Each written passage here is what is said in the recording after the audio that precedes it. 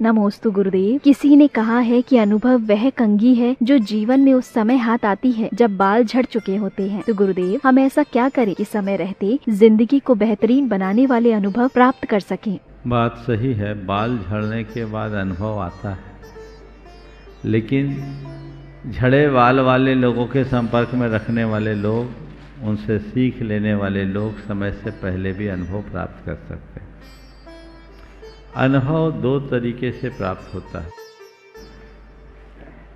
एक खुद के अनुभव से खुद भोग कर, और दूसरा दूसरों से सीख कर। कोई जरूरी नहीं है कि जो अनुभव है वो उस दौर से हम स्वयं ही गुजरे, हम दूसरों से भी बहुत कुछ सीख सकते हैं। जहर खाने से इंसान मरता है, ये अनुभव है कि नहीं, है ना?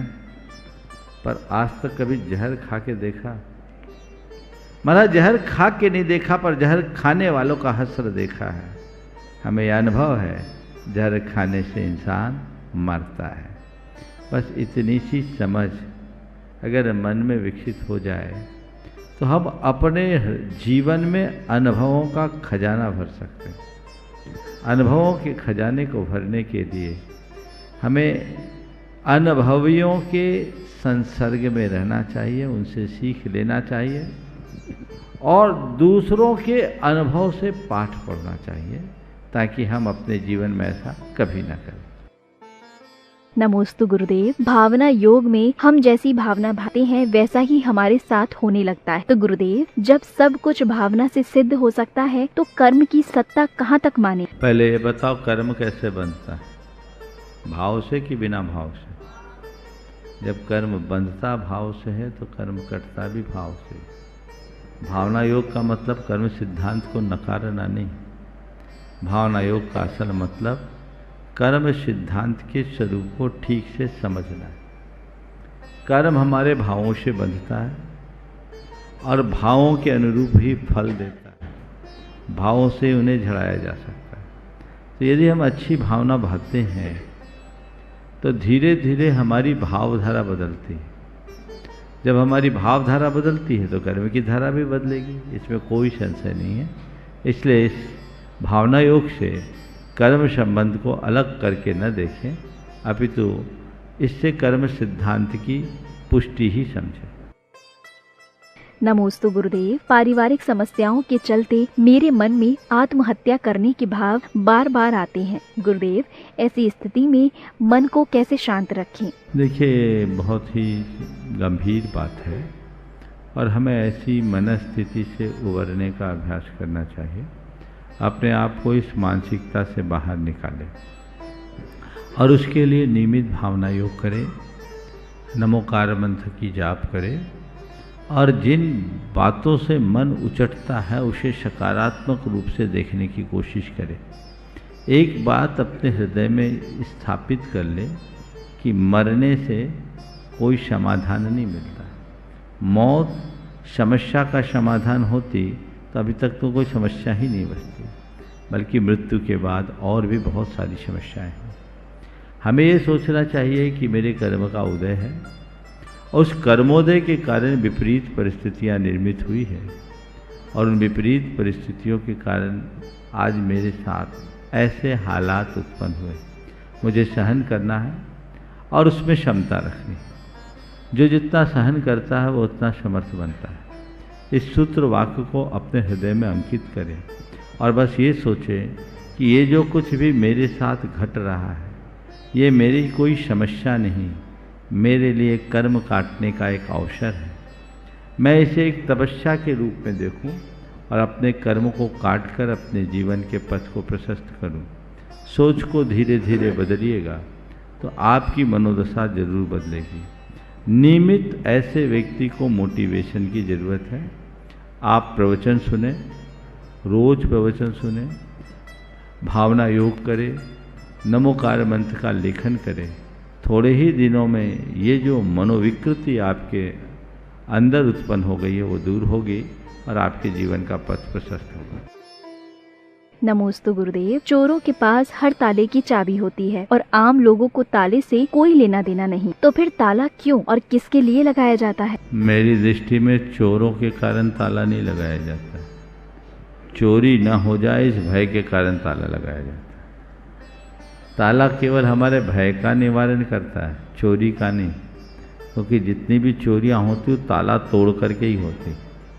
ताले से आप सुरक्षित हैं, ये हमारे मन की अवधारणा है। सच्चे अर्थों में जब तक तुम्हारा पुण्य है तभी तक सुरक्षित हो।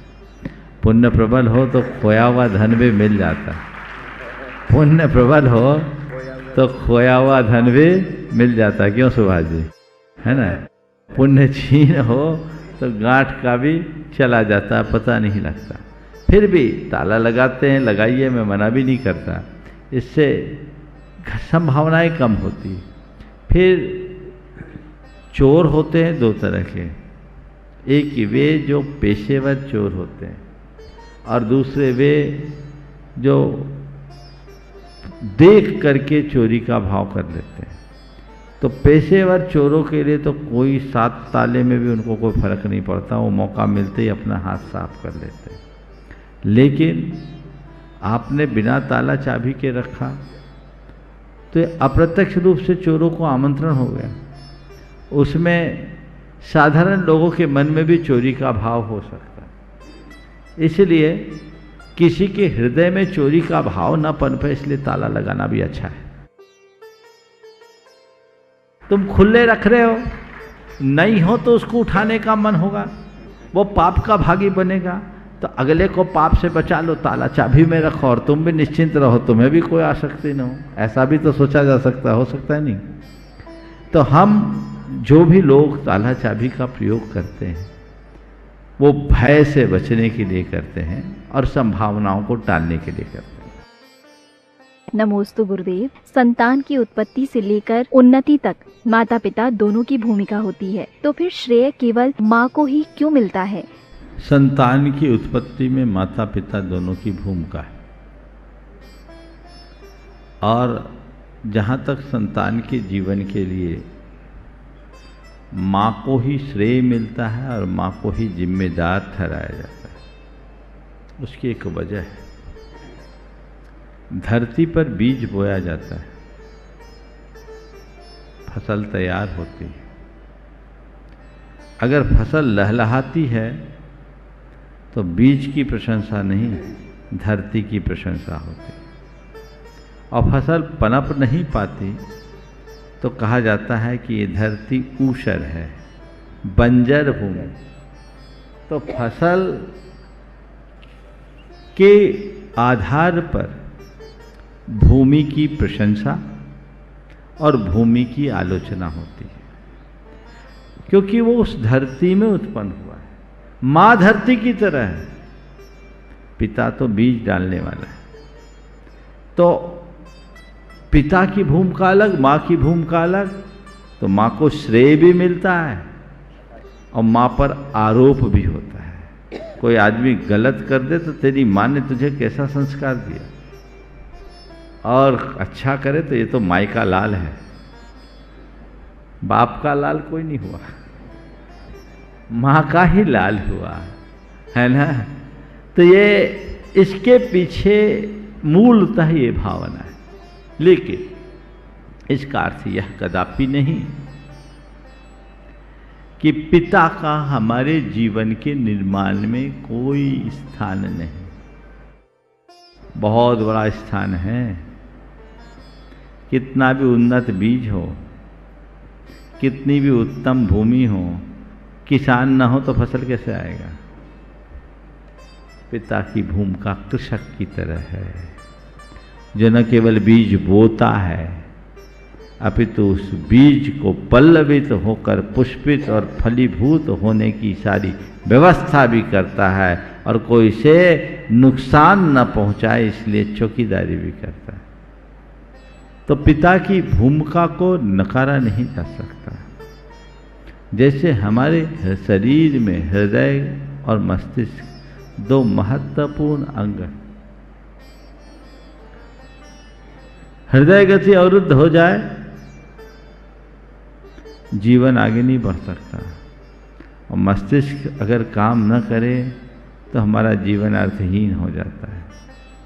अगर इस संदर्भ में मुझसे पूछो तो मैं कहूँगा, माँ हमारे जीवन की धड़कन है, हृदय है, और पिता हमारा मस्तिष्क। दोनों की उपयोगिता है।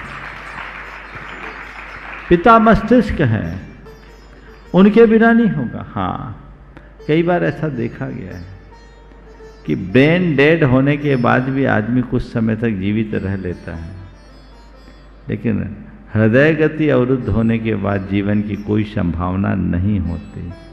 इस अर्थ में अगर देखें तो हम ये कह सकते हैं कि माँ की भूमिका कुछ ज़्यादा है, लेकिन हृदय काम करते रहे और दिमाग डेड हो जाए तो जीना न जीना एक बराबर है। आदमी जीवित लाश बन जाता है।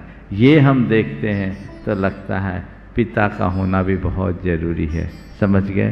तो हमारे जीवन में माता और पिता दोनों का बहुत ही महत्वपूर्ण स्थान है, और वे लोग बड़े भाग्यशाली हैं जिन्हें माँ बाप दोनों का सानिध्य और आशीर्वाद मिल रहा है, और वे लोग और भाग्यशाली हैं जो उनकी सेवा करके अपने जीवन को सफल कर रहे हैं।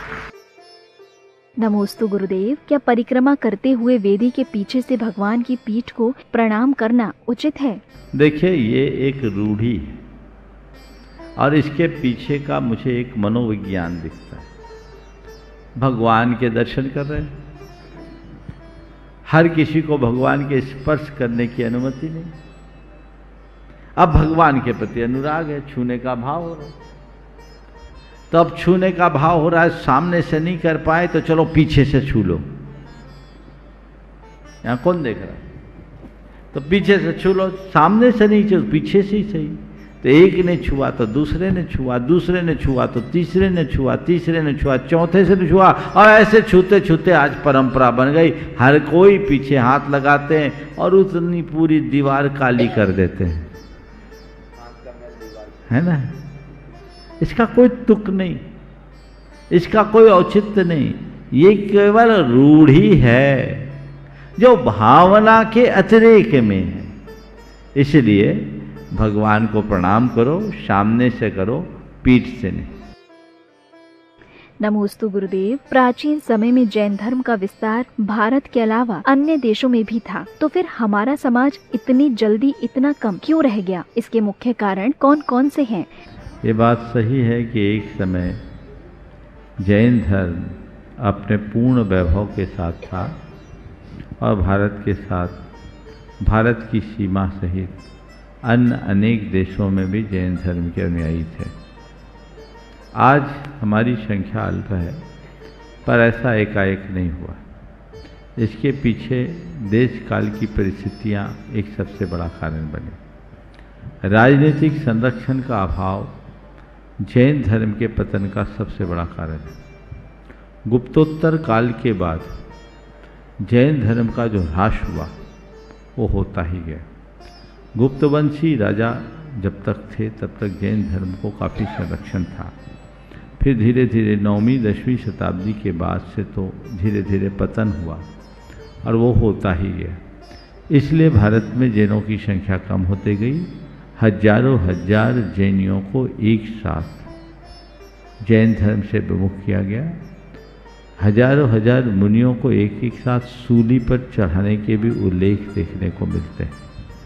तमिलनाडु में आज जैन नहीं है, एक समय था जब तमिलनाडु जैनों का गढ़ था। उसका प्रमाण है तमिल साहित्य। तमिल साहित्य से यदि जैन साहित्य निकाल दिया जाए तो प्राचीन साहित्य के नाम में तमिल साहित्य में कुछ बचेगा ही नहीं।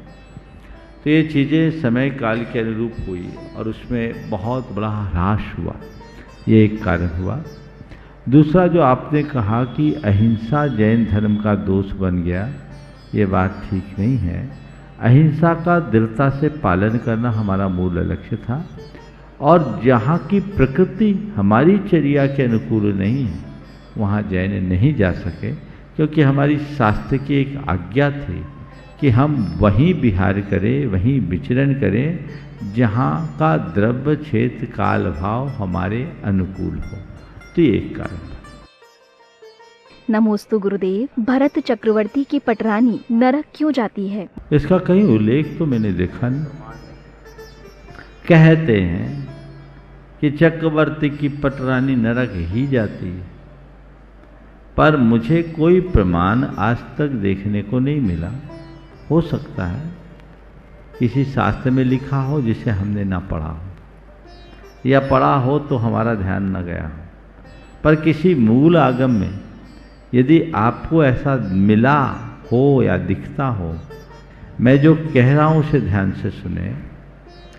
मुझे जहां तक स्मृति है, मैं ये नहीं कहता कि जो मुझे आता है वही आगम, पर मैं जो कहता हूं वो आगम है, ये बात सही है। अगर किसी ग्रंथ में ऐसा उल्लेख मिले किसी को, तो मुझे जरूर अवगत करा कि चक्रवर्ती की पटरानी नरक ही जाती है। मुझे तो स्मरण नहीं दिखता। हो सकता है मेरी दृष्टि में ना हो, तो मुझे जरूर अवगत कराएं। पर यह बात मुझे हजम नहीं होता कि चक्रवर्तियों में तो तीर्थंकर भी थे, शांतिनाथ, कुंथुनाथ, हरनाथ। क्या उनकी धर्म पत्नियां, उनकी पटरानियां नरक गई होगी? पता नहीं है कहां से आ गया। आप लोगों के स्मरण में है क्या? ये तो चर्चा में आता, उसे अपने रूप का अभिमान होता है और ये होता है। कहानियां आई कहां से, इसका ओरिजिन कहां है? बहुत सारी बातें हम लोगों की चर्चाओं में आ जाती है, पर उसका कोई आधार नहीं दिखता। अभिमान से मुक्त होने की प्रेरणा देने के लिए अगर ऐसी कोई उदाहरण प्रस्तुत किया जाए तो एक अलग दृष्टि है, लेकिन कम से कम उसे सिद्धांत के साथ मिला करके देखना चाहिए। तो चक्रवर्ती की पटरानी का नरकगामी होने का नियोग मुझे उचित नहीं दिखता। हो सकता, मैं निषेध नहीं करता, हो सकता जाति भी हो, पर जाति ही है ऐसा अवधारण परख उल्लेख मेरे देखने में तो अभी तक नहीं आया, मेरे स्मरण में नहीं है। बहुत लोग इस कार्यक्रम को देख रहे हैं, स्वाध्यायी लोग भी हैं। यदि उन्हें आया हो तो जरूर उसे भेजें, उनका नाम सहित का उल्लेख किया जाएगा। नमोस्तु गुरुदेव। मौन का सच्चा अर्थ क्या है? मौन का सच्चा अर्थ अगर आप मुझसे पूछते हो तो मैं यही कहूँगा, स्वयं के साथ स्वयं का संवाद स्थापित होना ही मौन है। औरों के साथ जब तक तुम संवाद बनाए हो, संपर्क बनाए हो, तुम वाचाल हो।